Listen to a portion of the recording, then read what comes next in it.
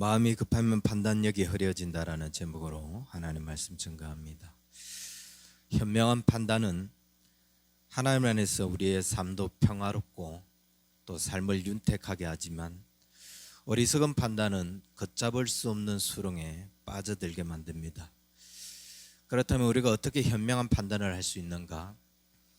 깊은 수렁에 빠져도 마음의 평정을 되찾고 하나님을 바라볼 때 현명한 판단을 할 수 있습니다. 하지만 환경이나 문제에 휘둘려서 마음이 다급해지면은 판단력이 흐려질 수밖에 없다는 거죠. 다윗이 판단력이 무너졌을 때 그는 블레셋으로 내려가게 되고, 그동안에 누려왔던 하나님의 종으로서의 모든 특권을 잃어버리게 됩니다. 그러면서 그는 아기스의 종으로 온갖 고난과 수모를 겪게 되죠. 그런데 하나님의 도우심으로 말미암아 블레셋 장수들이 반대하면서 그는 다시 하나님의 은혜를 회복하게 되고, 그리고 아말렉과의 전투에서는 하나님을 의지함으로 기도하고 나아갈 때 다시 승리하게 되는 모습을 보죠.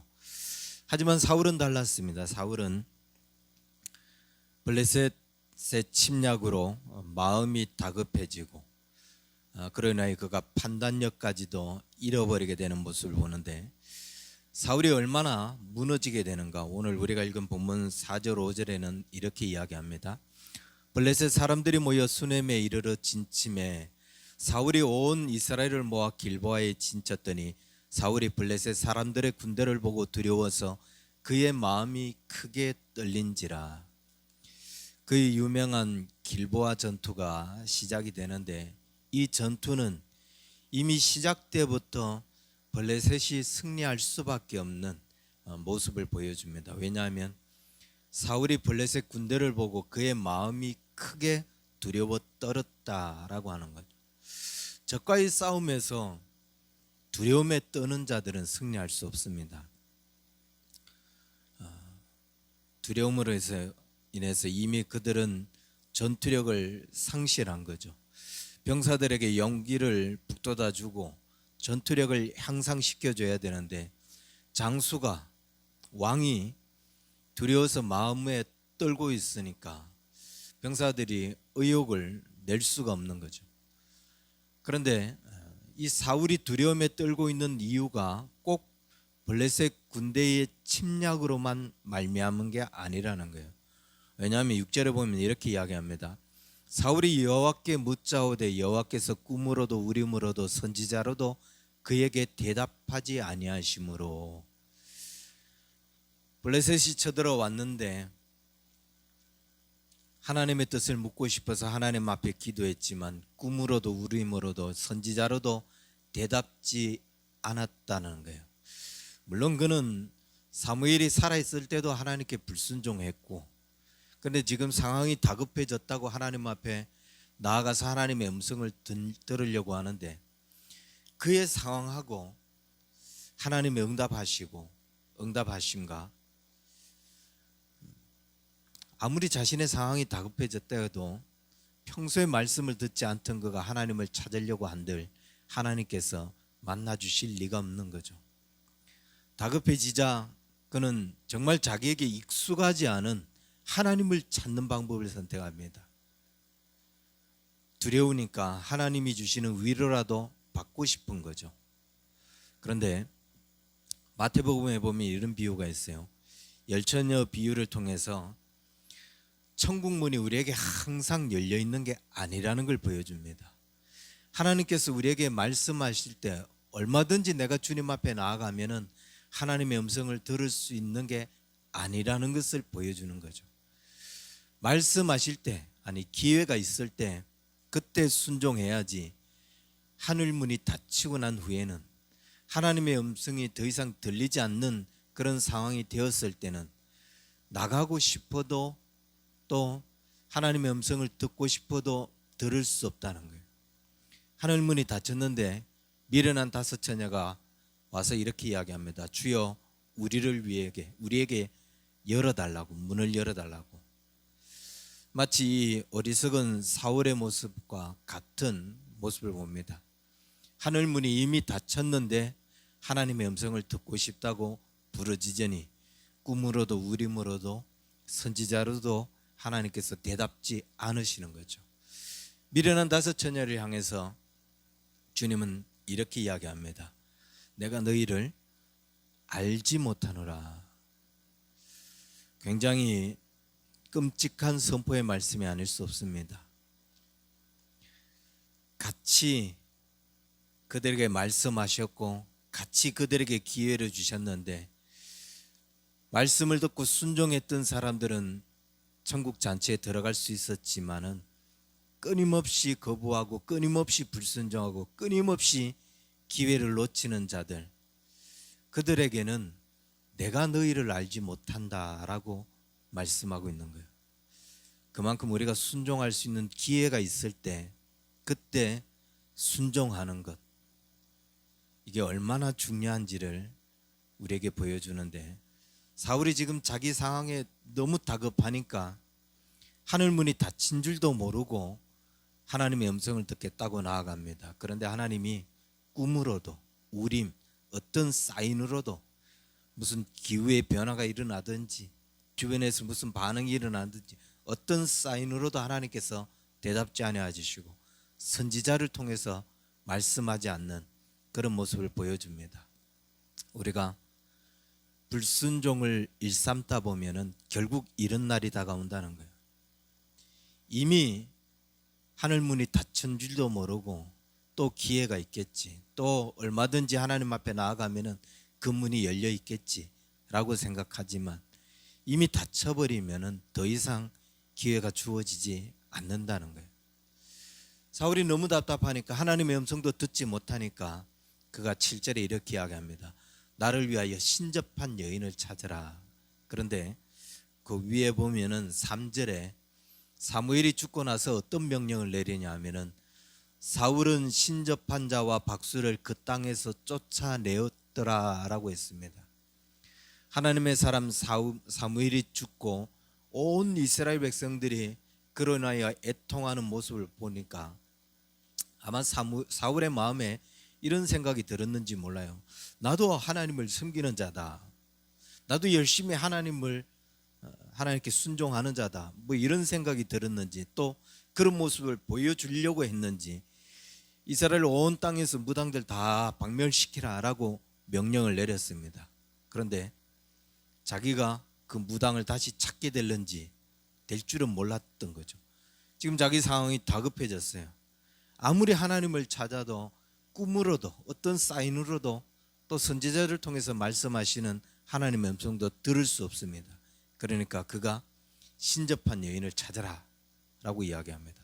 다 박멸하라고 했는데 다시 신접한 여인을 찾아오라 라고 합니다. 근데 더 놀라운 것은 사울의 이 이야기를 듣자마자 신하들이 엔돌에 신접한 여인이 있습니다 라고 대답하고 있다는 거예요.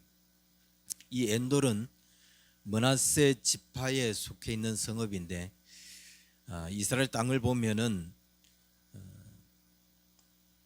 갈릴리 바다에서 쭉 요단강을 타고 내려와서 사해가 이어지는데 그 갈릴리 바다 끝자락 요단강 가장 윗줄기, 그 므낫세 땅의 가장 윗곳에 이 엔돌이 있고, 지금 이 사울이 살고 있는 이 베냐민 지파 땅, 기브아 땅, 길갈, 여기는 사해 바다 바로 위쪽, 그러니까 요단강 첫 시작하는 부분이 엔돌이고 요단강 끝나는 시작점이 거의 베냐민 지파 땅이라는 거예요.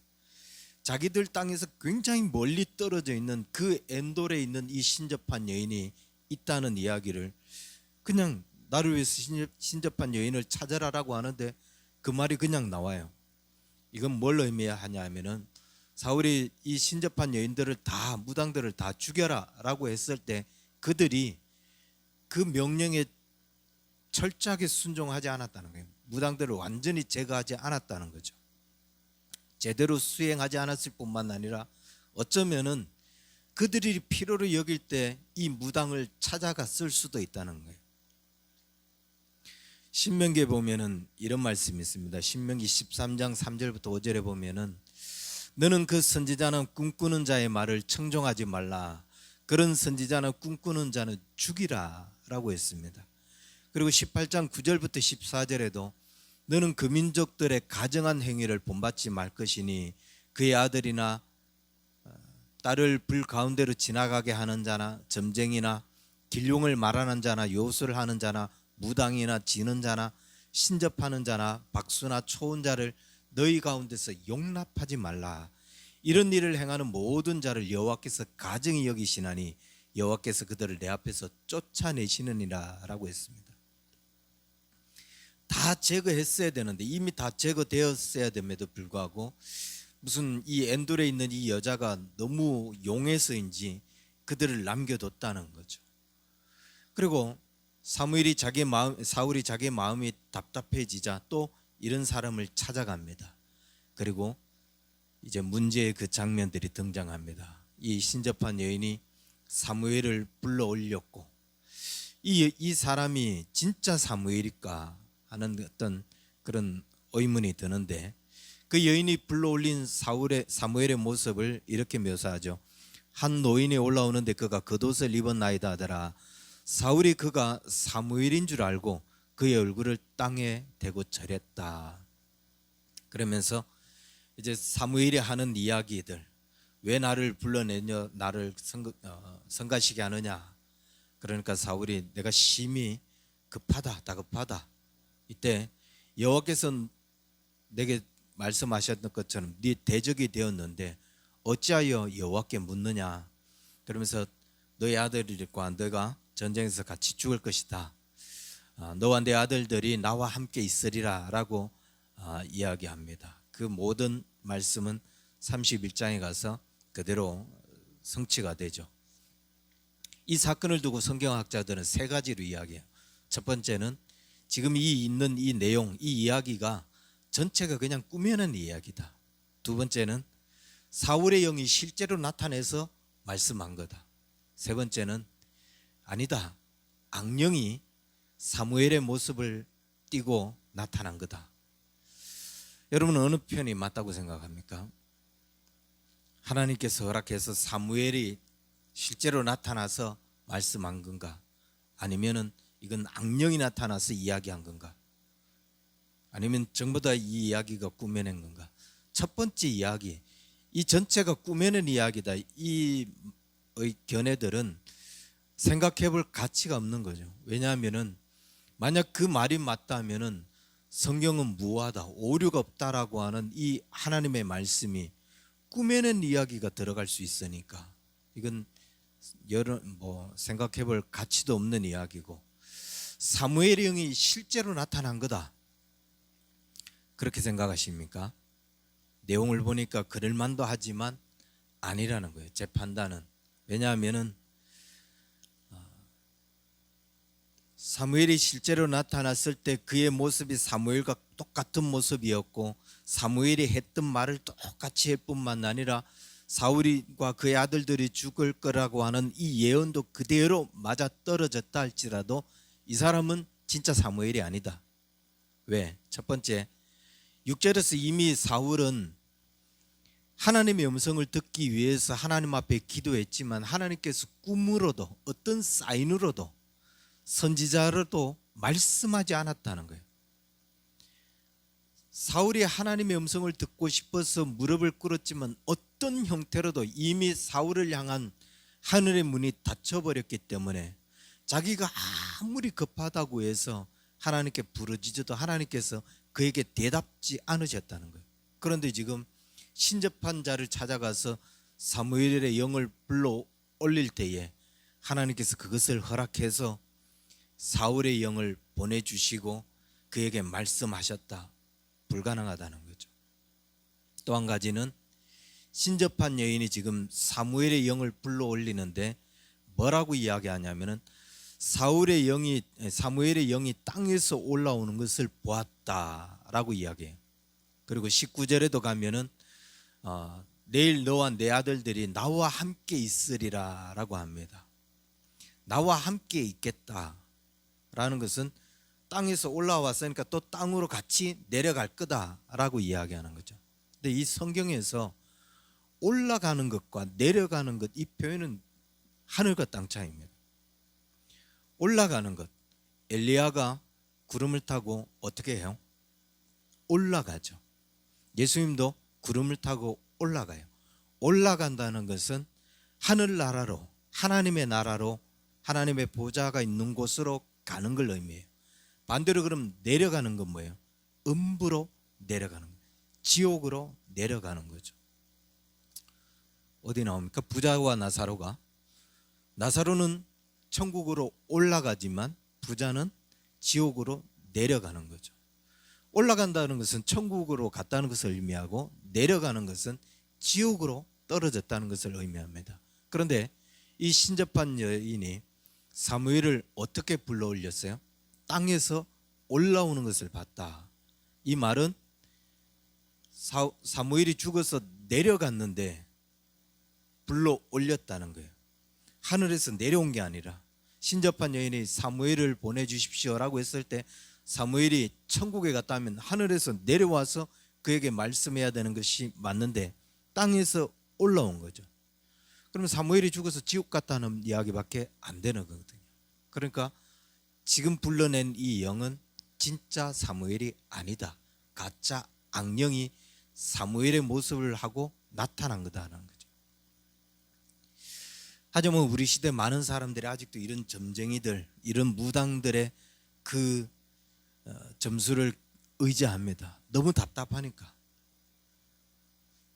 제가 요즘 그 거란 전쟁이라고 하는 드라마를 즐겨 보는데 지난주에 이제 거란과 거의 마지막 전쟁에 가까운 전쟁을 하는데 고려군도 그 전쟁을 앞두고 그 가족들이 그리고 그 장수의 부인들이 그 절에 가서 이 전쟁에서 승리하게 해달라고 빕니다. 그런데 반대편 거란군도 거란 왕이 그 거란의 승려들에게 이런 명령을 내려요. 이 전쟁에서 고려와의 전쟁에서 승리할 수 있도록 너희는 1만 명의 중들이 모여서 부처에게 빌어라. 제가 그 내용을 보면서 야 부처도 참 머리가 아프겠구나. 이 양쪽에서 다 비는데 누구를 도와야 할까? 1만 명이 비니까 거란군의 기도를 들어줘야 될지 아니면 26년 동안 전쟁에서 많은 피해를 입었던 고려 사람들의 기도를 들어줘야 될지 이 부처도 굉장히 머리가 아프겠구나라는 생각을 잠시 했는데 마음이 답답하면 다급해지면은 사람들이 이런 전쟁이를 찾아가서 자기의 소원을 빌기도 하고 자기의 운명을 묻기도 한다는 거예요. 하나님의 음성을 듣지 못하니까 이런 주술의 힘을 빌려서라도 자신의 미래에 대해서 운명에 대해서 알고 싶다는 거죠. 사울이 지금 평소에 하나님 앞에 불순종하고 하나님의 뜻에 벗어나는 행동을 하다가 지금 마음이 답답한 그런 상황이 되니까 그가 하나님 앞에 부르짖습니다. 그러나 이미 하나님은 그에게 꿈으로도 우림으로도 어떤 선지자로도 대답지 않으셔요. 이미 하늘의 문이 닫혀 있었다는 거죠. 그런 그에게 사울이 지금 신접한 여인을 통해서 부르짖는다고 해서 사무엘을 하나님께서 보내주셔서 말씀하실 리가 없다는 겁니다. 어쩌면 사울도 이런 사실을 깨달았을 겁니다. 그래서 답답하니까 귀신을 통해서라도 가짜 사무엘의 영을 통해서라도 어떤 위로를 듣고 싶다는 거예요. 그런데 그 가짜 영이 나타나서 이야기를 하는데 사울이 그 이야기를 듣고 어떤 마음이 들어요? 낙심을 넘어서 절망감에 사로잡힙니다. 하나님께서 우리에게 주시는 메시지는 하나님의 말씀은 우리가 어떤 상황에서 듣는 하나님의 음성이라 할지라도 그 말씀에는 생명이 있어요. 그 말씀은 우리를 생명으로 이끄는 말씀이라는 거예요. 이스라엘 백성들을 바벨론 포로로 끌려가게 하는 것, 이게 하나님의 책망이고 하나님의 심판이기도 하지만은 그 말씀에는 어떤 하나님의 계획이 같이 있어요. 그들을 그곳에서 다시 거듭나게 하는, 그러니까 생명으로 이끄는 하나님의 말씀이 항상 하나님의 계획이 있다는 거예요. 근데 지금 이 신접한 여인을 통해서 듣는 이 이야기는 절망 그 자체죠. 아들과 네가 죽을 거다. 그 어디에도 생명과 연결된, 소망과 연결된 메시지가 없다는 거예요. 무당을 통해서 듣는 이야기들, 이런 점장이들을 통해서 듣는 이야기들은 다 절망만 만들게 될 뿐이라는 겁니다. 사울이 그 이야기를 듣고 깊은 절망에 빠져요. 그러면서 20절에 사울이 갑자기 땅에 완전히 엎드러지니 이는 사무엘의 말로 말미암아 심히 두려워하며 또 그의 기력이 다하였으니.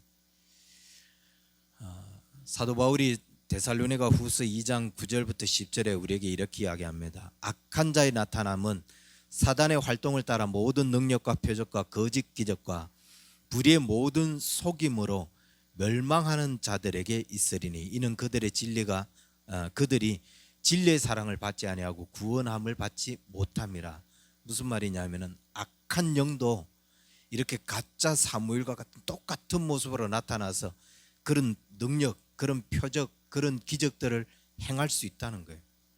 그렇게 하는 이유가 뭐냐? 왜 그들이 똑같은 모습으로 나타나서 그런 기적들을 행하느냐?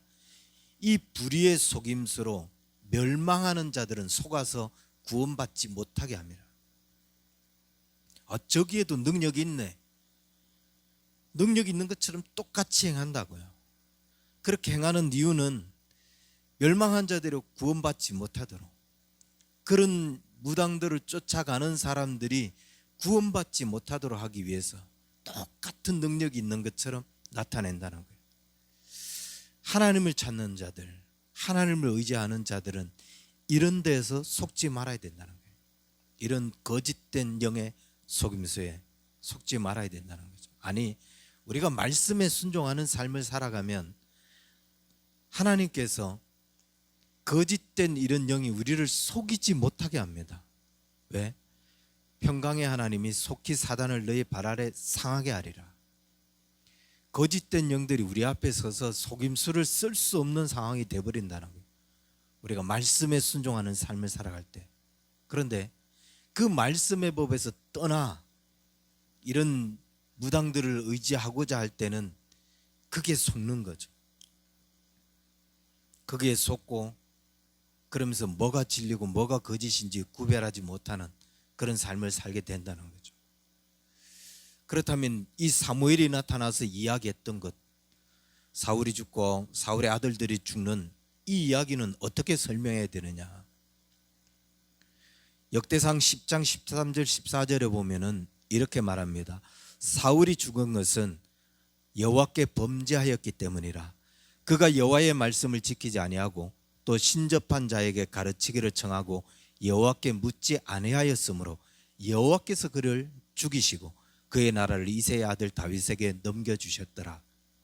사울이 죽은 것은 그 가짜 사무엘이 나타나서 예언했기 때문에 죽은 게 아니라 여호와의 말씀에 순종하지 않았고 그런 신접한 자의 가르침을 받고 여호와께 묻지 않았기 때문에 여호와께서 그를 죽이신 거라는 거죠.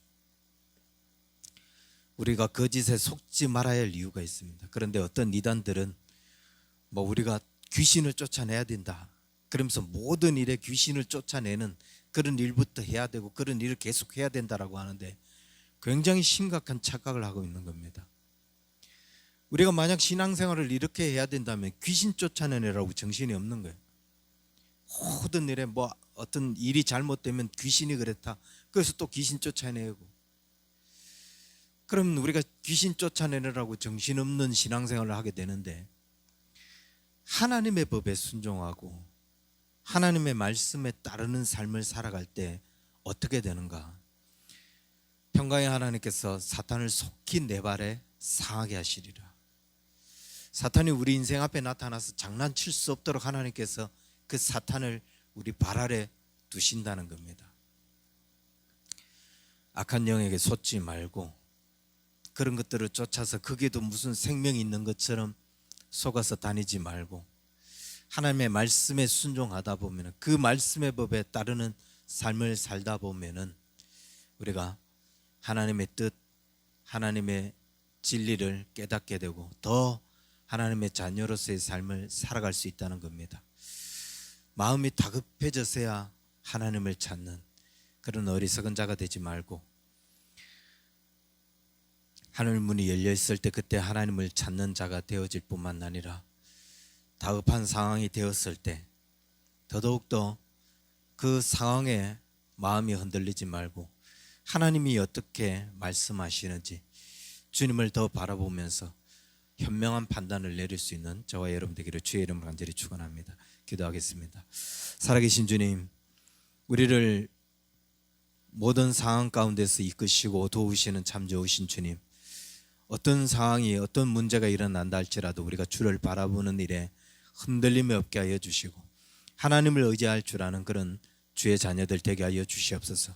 끊임없이 불순종하다가 다급한 상황이 되어서야 그저 주를 찾는 이런 사울의 어리석음을 우리가 범하지 않도록 우리에게 기회가 있을 때에 하나님께서 말씀하시고 그 말씀에 순종할 수 있는 기회를 열어주셨을 때에 그때 순종하는 삶을 삶으로 말미암아 사단에게 속지 아니하고 거짓된 영에 속는 그런 삶을 살지 않는 우리 언약의 성도들 다 될 수 있도록 축복하여 주옵소서. 이제는 우리 주 예수 그리스도의 은혜와 하나님 아버지의 크신 사랑과 성령님의 인도하심이 진리의 영과 주의 말씀의 법에 따르기를 순종하는 우리 언약의 성도들 저들의 모든 삶이 이제로부터 영원토록 항상 함께 있을지어다. 아멘.